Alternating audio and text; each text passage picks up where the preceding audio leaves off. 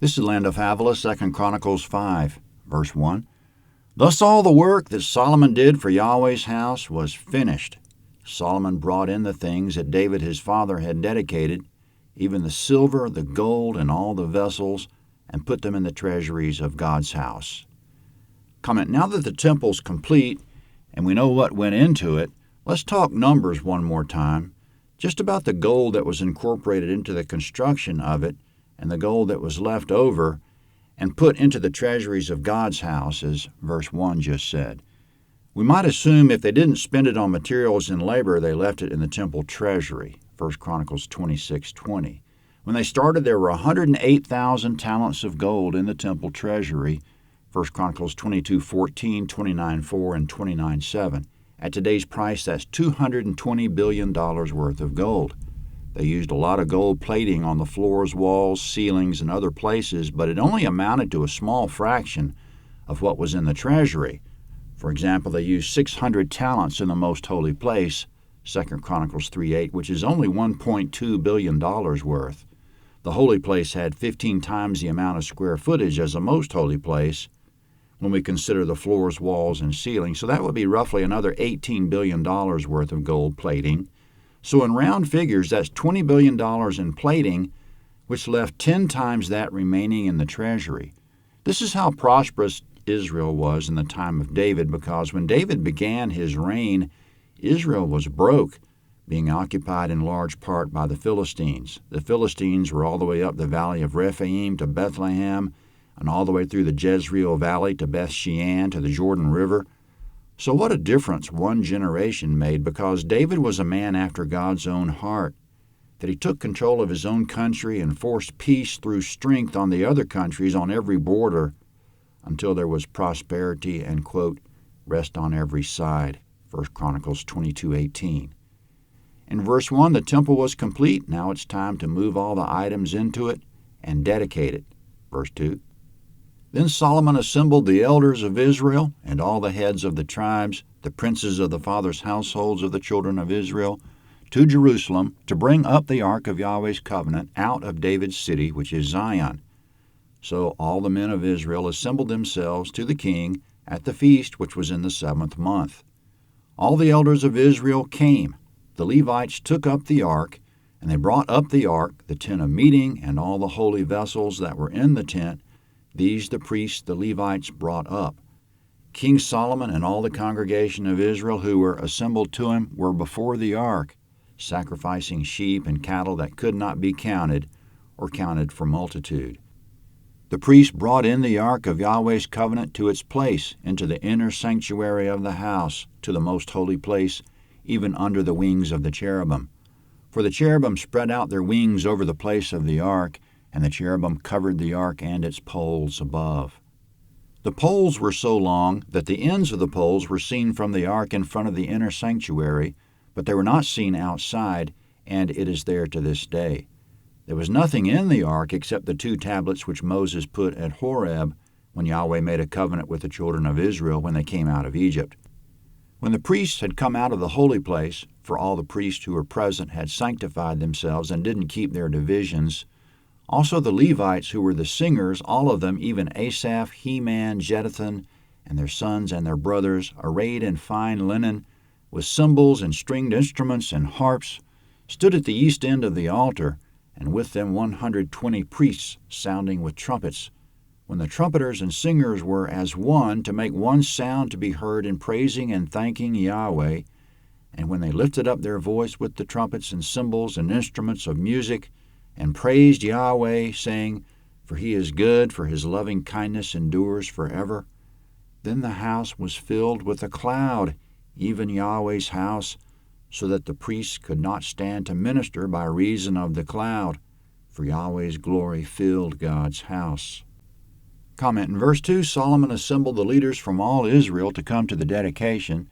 The last assembly was about 7 to 10 years ago, when all Israel met solemnly at the 480-year-old tabernacle to seek Yahweh, 1 Chronicles 1. The coming assembly will be more celebratory, with the magnificence of the temple as the backdrop. In verse 2, the focal point will be the transport of the ark from David's tabernacle in the old part of the city to its new home in the temple. They'll place it under the wings of the cherubim in the Holy of Holies, which will represent Yahweh taking up residence in the temple. But as Solomon already said, heaven and the heaven of heavens can't contain him. In verse 3, they planned it to coincide with, quote, the feast which was in the 7th month, end quote, which is the Feast of Tabernacles, the feast that celebrates Israel being all together in one place and Yahweh dwelling with them, Leviticus 23:33-43. To them it was a remembrance of all Israel being together in the desert and Yahweh dwelling with them in the tabernacle. To us, with the revelation we now have, the Feast of Tabernacles is more than the remembrance of a bygone time in the desert. It's also a foreshadowing of a time to come, the summation of the age when we're all present with the Lord in the New Jerusalem, when, quote, behold, God's dwelling is with people, and he will dwell with them, and they will be his people, and God himself will be with them as their God, Revelation 21:3. None of this symbolism regarding the Feast of Tabernacles was lost on Yahweh. Of course, he was the author of it all and held it as a mystery until he revealed it to us. In verse 4, everyone assembled at the tent in which David had placed the ark, and the Levites lifted the poles of the ark to their shoulders to carry it as it should be carried according to Yahweh's ordinance, 1 Chronicles 15:15. In verse 5, other Levites 6 miles away in Gibeon disassembled the tabernacle or tent of Moses. It would never be assembled again. They brought up the parts of it in verse 5. We imagine they put it somewhere in the storerooms that were on the sides of the temple. In verse 6, Solomon and the assembly walked before the ark as it came from David's tent to the new temple.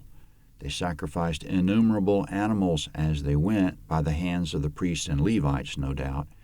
They'll probably do the burning of the sacrifices at the new altar in front of the temple. In verses 7 and 8, an ordinary Levite couldn't enter the interior of the temple, Numbers 4:20, much less the public. It was the priests who took the ark inside and placed it in the center of the most holy place under the wings of the cherubim. So from David's tent to the temple, the public had a very rare glimpse of the ark as it was being transported.